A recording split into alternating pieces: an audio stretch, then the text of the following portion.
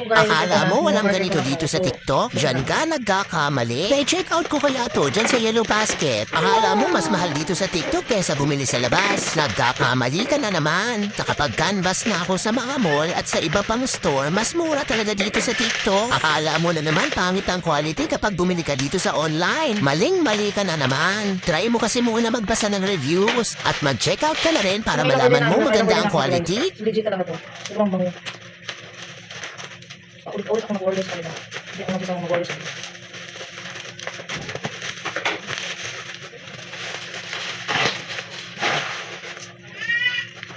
This is it. Oh, God.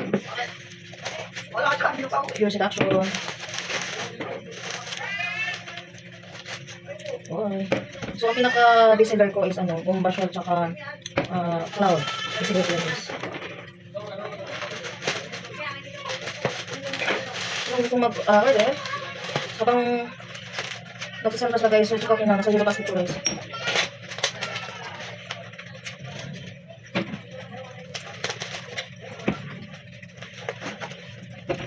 This is it. Oil-based na siya, oil-based. Talagang di natikit sa damit yung bangon. Yan, play sample siya. Yan. Oh, wow. Yan, this version naman. Bad boy. So, bangon.